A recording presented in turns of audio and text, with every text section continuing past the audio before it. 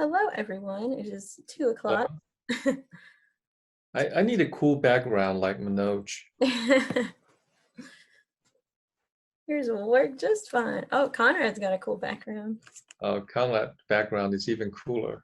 Well, hello, everybody. It's 2 o'clock, so we'll go ahead and get started. So welcome everyone to Virtual30, our live event series happening every Tuesday at 2. This is our 4th session, so whether you are jumping on for the first time or the 4th time, thank you so much for joining us. Today's topic is automating your business, and we have a little bit of a different setup than we have in the past. We have a panel discussion today with representatives from Vsoft Consulting, University of Louisville, and the AI Innovation Consortium. So before we begin, hopefully you can see my screen this time of the working from home picture of the week. Had trouble the past couple weeks, but we like to share a picture every week for anyone that's new, just to kind of share we're all on the same boat here, still working from home. Sorry.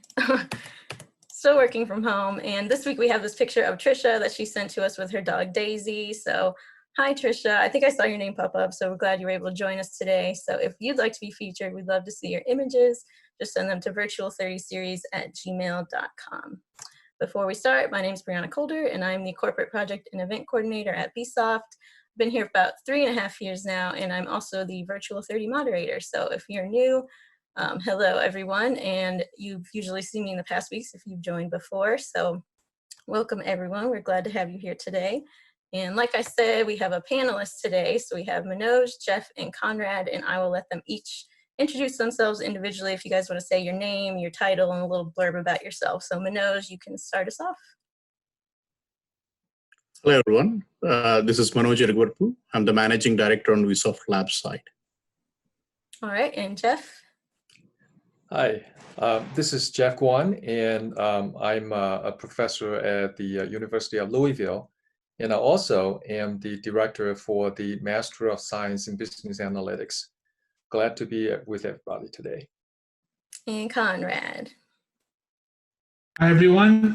Conrad Konarski. I chair the AI Innovation Consortium, and I'm glad as well to be with everyone. Looking forward to an exciting discussion.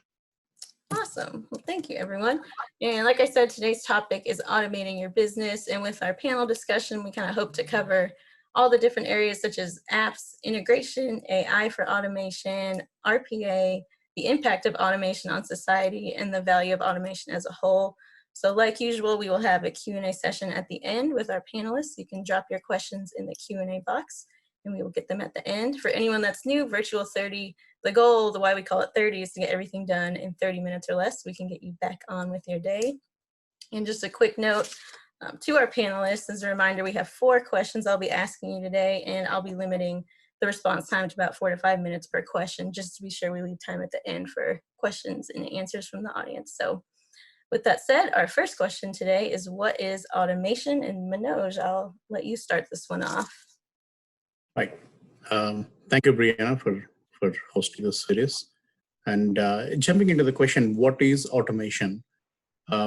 Many have this perception that automation means it has to be something really out of the world, more like your robots, your artificial intelligence, or your machine learning, and so on and so forth. But automation can be as simple as you writing a simple equation in Excel and dragging for the other cells. Even that is automation.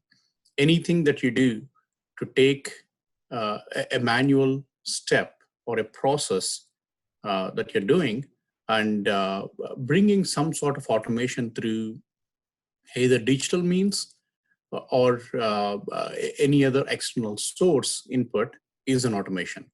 So you can write a simple mobile application or in a web application to gather data instead of manually doing on paper and pen. That's automation.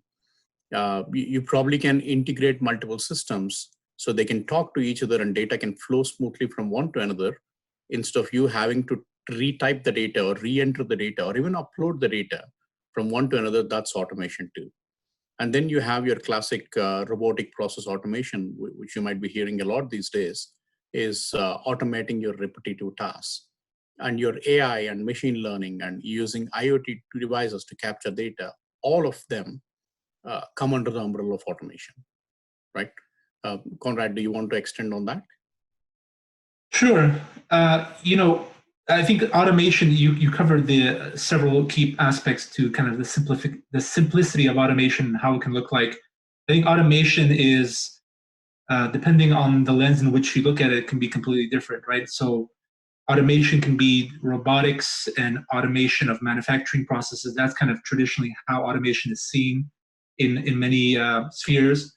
Automation can be an AI that does some transformation for you with respect to data. And automation can even be an AI that writes code for the developer. So there's a lot of both depth and girth to automation. And I think one of the important themes that we want to cover here is how that the meaning of automation, how it applies to different industry, different individuals within the industry. So we hope to cover that with the diversity of the questions and some of the Q&A afterwards. Maybe Jeff can close us on this question. Jeff, what do you think? Yeah, I think I agree with both of you that people oftentimes have these exotic notion of what automation is. But Manoj really brought it home by saying that even an Excel spreadsheet is an example of automation. I'm going to give you another example. Say, for example, at UVL, just a few years ago, when I traveled, I would bring back receipts, and I would bring them to my secretary, and then she would manually process them. Today, a lot of these processes has been automated. For example, the receipt electronic, they automatically fed into the accounting system, and the approval process is also automated. And so this directly affects all of us. And I just want to add that another huge example of automation is predictive analytics. So we're using it, sometimes we know we're using it to say, for example, to predict trends, to all kinds of things that help us make decisions. In other words, it becomes important input to decision making. Thank you. Hey, Jeff, your audio is sounding a little choppy. I don't know if maybe you try shutting your camera off and back on, or what's going on. Okay, all right. Well, you sound clear now. Oh, I'm clear now. I'm sorry. I'll try to move maybe to another part of the room. You sound perfect right now, so I don't know what happened. Oh, okay. But if there's anything left on this topic, I think we can move on to the next question. Right. But I heard some of your response though, so we were good. So our next question here is, how would automation affect my business or job? So Jeff, you can go ahead and start that one if you'd like. I'll let you know if you have issues with your volume. All right. So I think I'll give you my response first. So I don't know if you are aware, McKinsey published a very famous study in a few years back, just 2 or 3 years back, saying that as a result of automation, globally, from anywhere from 7 million to 30 million jobs may be displaced. So it's affecting all of us. But at the same time, it's also creating new opportunities. So a lot of people are concerned about automation taking away their jobs. And that's going to be true. Some people's jobs are going to be affected, but at the same time, new opportunities are going to be created. Or to say the least, your roles, your job roles are going to be affected in that it may change. And a key, I think, to in this process is understanding how your job role is going to be affected. And so to help yourself to successfully transition into these new automation age. Manoj, you want to add to it? No, I completely agree. So we have seen where bringing automation really made a difference with respect to how an individual can focus on a little more interesting works, if I, for lack of better word, to put it differently. More of, instead of the same person doing a repetitive task that's neither exciting nor interesting, automation takes care of those activities now, and the individual can focus on a little more fulfilling job. And automation generally expedites and takes out that human errors that can take more time, resources, and repetition of testing and so on and so forth, thereby overall enhancing the efficiency. So it's good for everyone. Let it be a company, let it be an industry, let it be the economy in general or the sector in general, where that improvement or significant improvement in the efficiencies that you achieve by automation overall drives the productivity and benefit for everyone. Right? Conrad, any points on that? Sure. So I was thinking of answering this from two different perspectives. One is from the perspective of the Innovation Consortium. We do, working with state, federal, and universities, is to support not just the evolution of AI and indirectly the evolution of automation, but also, for example, with workforce development groups that are there to support building up learning tracks so that they can work together with automation. They can train the AI, serve as the supervisory controller of the AI, for example, right? So there's, of course, automation will affect the job, but to both Jeff and Manoj's point, the worker will adapt. And in fact, the ultimate goal of a lot of AI automation technologies isn't necessarily to replace a worker, but to augment their capabilities, to be able to have more production. And then ultimately, with more production, that leads to more sales and potentially more need for more people to support the underlying demand for those products, right? So as an example. The other perspective I want to take is just from a personal perspective, because I'm not, let's say, domain expert across different verticals, so it's hard for me to empathize truly with how automation affects other individuals. But let's look, internally and see how it affects me.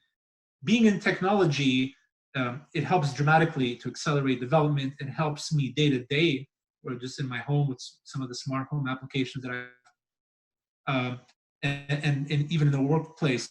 There's a variety of different chatbot tools that help me with self-service activities when I want to input information into ServiceNow, which is a HR, IT service platform. So there's personally a benefit for me to have these automation tools in place to help me do my job faster, better, and more efficiently. Awesome. Thank you all for answering that one. And we can go and move to the next one. Okay, what should I do to leverage advances in automation? And Conrad, you can start that one off. Right, and I think here it's ultimately the lens in which you perceive automation and the role you have in your organization. I think some groundwork that needs to be done is just simply exploring, for lack of a better word, low-hanging fruit areas where there is an immediate opportunity to leverage automation to either help with some inefficiency or otherwise to accelerate some process or to bring money to the organization or save money to the organization. Typically, there's a structured approach you can take to doing those sort of activities, including process mappings, including activities such as design thinking, that can be structured ways of understanding where the automation technologies, albeit they could be agnostic, they could be an Excel sheet or an AI algorithm, where those fit best and where they benefit the organization the most. So I think that's a really good starting point to take that journey to leverage advanced automation technology. And I'll pass it to Jeff, maybe as the next panelist, to just add to that. Or yeah, I think Conrad has mentioned the word organization a few times, and I want to share with you a term that was created by two Harvard professors, or MIT professors, excuse me. And the term is HIPPO. It refers to the highest paid person's opinion. And I think it's a very appropriate term. And if you look around, and oftentimes decision-making in an organization is driven by the persons or persons have the most seniority or in the highest position, and not necessarily data-driven. And so one of the things that I think we could do today is to cultivate a more data-driven decision-making culture in a business. And it's actually more difficult than most people think, because it takes a lot of resources to, for example, it starts with data collection, data integration, a lot of these issues that companies are not ready to come into. So you really need to be prepared first. And then there are some low-hanging fruits that I think a business and also. Jeff, your audio is still a little choppy. I don't know if Oh. it was working at the good at the end of the last one, but I don't know if you maybe moved and caused it to go Okay. back. Maybe shutting your camera off would work. I don't know. Yes. All right. And anyway, I'm gonna pass on to Manoj here. Let me see what the problem is. Sure. And just building upon what Conrad and Jeff mentioned, right? What should I do? As in that I is important. Who is trying to figure out that advances in automation? Let's say you are an individual task executing person, right? The best you can do to automate the process is figure out what tools that you can use that your organization provides to automate your whatever you're doing. So as an individual, you can document very well the process and the repetitive steps. That gives a very clear idea on, I'm spending this much time on doing these things, right? So that gives a good idea, not just for someone who might help you, but also for yourself to understand how much of the process is manual and needs less human intervention. It could be as simple as your Outlook analytics. Let's say it's an amazing tool. You click on it, it quickly grabs you how much time you're spending on what meetings, and what is the regular weekly gap time that you have that you can use for your work, so on and so forth. It has huge benefits of using that particular simple tool, right? So it can be using a simple tool like that, or just recording a macro or anything. As an individual, you have several tools that are available for just automating the regular work that you're doing, right? Now, when it comes to, let's say, at the manager level, now the manager level, you can look at what are my processes, how much time is it taking for each process, and who is doing them, and what amount of it is manual, what is a recurring work that can be automated. So that process documentation and identifying is one side of it, like gathering end-to-end process, not just the individual's action, but end-to-end process, you can gather that. And as a manager, you know who is the right person to interact with. Let's say your IT department has the right tools or technology beyond what you at your level can do. Or you can engage relevant parties, bring in the stakeholders. And as a decision maker at a C-level person or something, you can look at an organization level, what are these? And then identify the consulting partners or different tools to do that workshops or the design thinking workshops that Conrad was mentioning. So you can get to a level of what is the complete automation landscape or roadmap that you can do. So at each level, everyone can play a role in identifying how I can automate my task based on noting down what is the manual step that I'm doing today, right? Awesome. Thank you, Manoj. And Conrad, I think we got to move on to the next one. So I think I'm the one started this one, but Oh, you were making me remember. value stream. I mean, if you want to do something on your own without really engaging into a deep process, there's some very simple tools that will give you an idea of where your inefficiencies lie. So if you want to start at a point, what you can do, where you can do it, that's probably a nice starting point for everyone. Perfect. And our last question here, how can automation help business continuity? So I think Jeff was going to start with this, but I don't know if he's up and running with his audio. So whoever wants to take it from here, go for it. Sure. So nowadays, this business continuity has become not just a buzzword, but a keyword for survival. So everyone has to find some way in which they have to do more with less. For example, this particular webinar, if you can see, we're using this Zoom technology at this point, and people have been adopting several others. So anything that you can do where I don't have to manually go to a location, Brianna doesn't have to go book a room, arrange the AV settings, and all of these things that she used to do manually. Now, with a fraction of seconds, she can get a Zoom meeting up and running, and people, no matter where they are, as long as they have good connectivity and a good lighting condition, they can sit there and work, right? Even the simple manual step of us having to create a decent work setup is now gone. You can choose a cool background, which you don't notice, but these are simple automation steps that are making your life easy. I'm sitting where I am without having to worry what's in the background, and still go ahead with just setting up my background in Zoom. So businesses can identify, and automation can fit into any of from a very small minor role of getting your employees to work from where they are, all the way up to identifying how I can run my my invoices, how I can serve my customer service using, let's say, chatbots, right? So people, you don't have to bring everyone into one location, and you can do it remotely.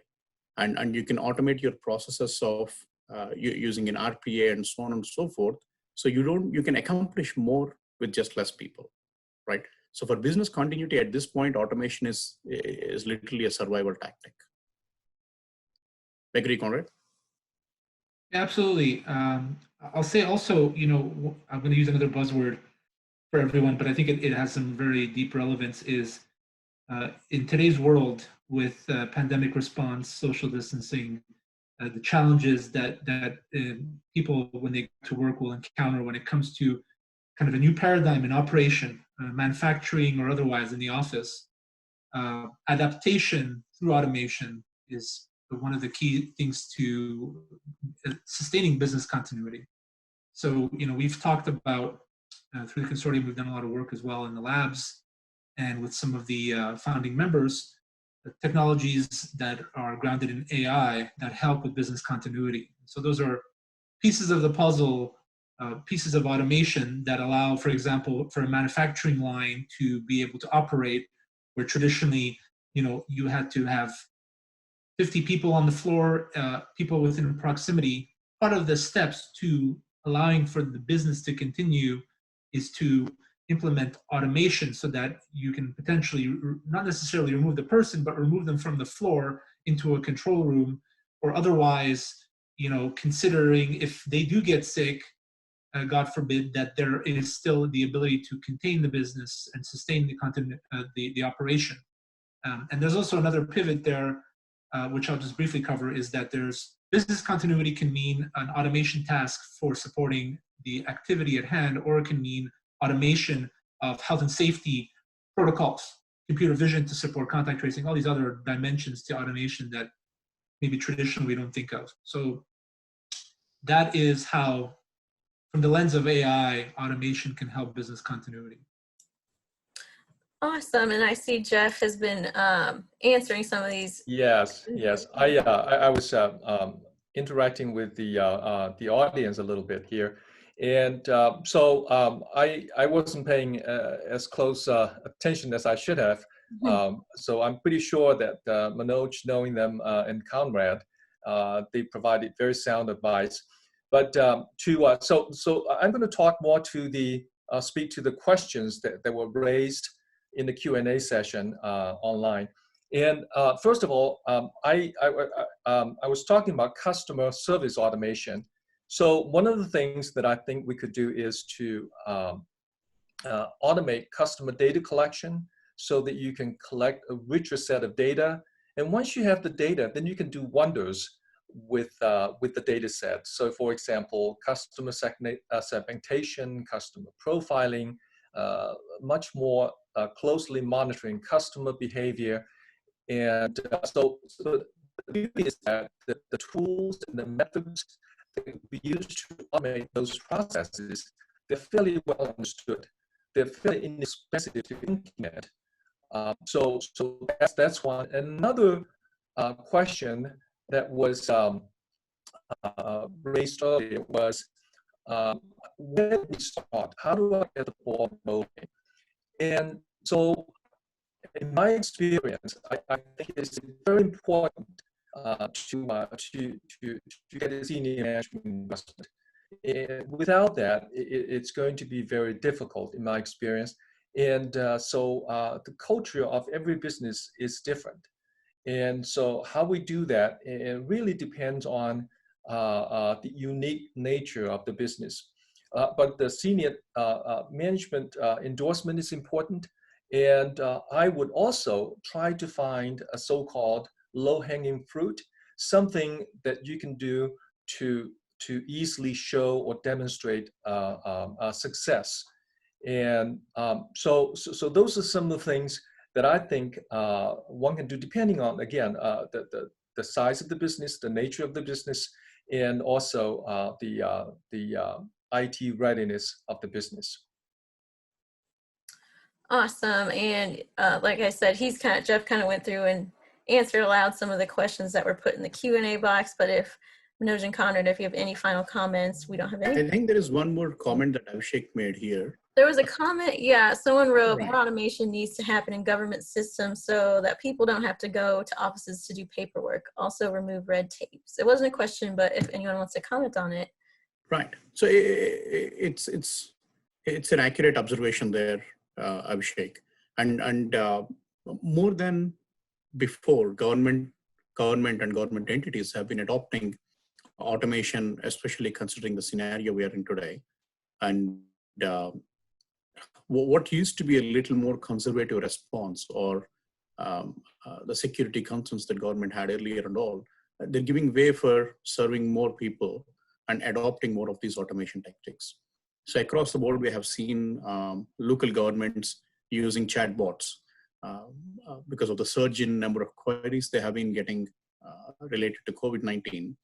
And with the understaffing that's going on across the board, they're more eager to adopt these kind of technologies. And they're also adopting, there is a surge in amount of RPA utilization in governments.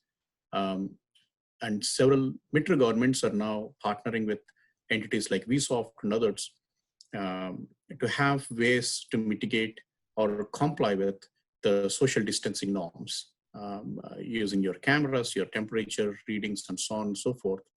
So everyone can get back to normal life as soon as possible. Awesome. And we are actually just about out of time. So thank you to the panelists so much for joining us today. I know you all have busy schedules. So Manoj, Jeff, and Conrad, thank you so much. I have their emails listed for anyone who's interested, and I will also share that in the chat for anyone who would like to reach out to them directly, or maybe you have some more questions. You can definitely reach out to them. Be sure you join us next week, May 12th. Our topic is disaster chatbot, so that should be interesting. And then last, if you'd like to be a panelist, we'd love to feature anyone who's interested in sharing their knowledge, so just reach out to virtual30series@gmail.com, and I will also put that in the chat. Other than that, we finished in just about 30 minutes, so thank you everyone for joining us today. I'll leave the screen up. If you want to catch any of this information in the chat, I'll leave it up for anyone. So that is all we have for you today. So thank you everyone for joining us. Thank you, panelists. Thank you. Thank you, Brianna.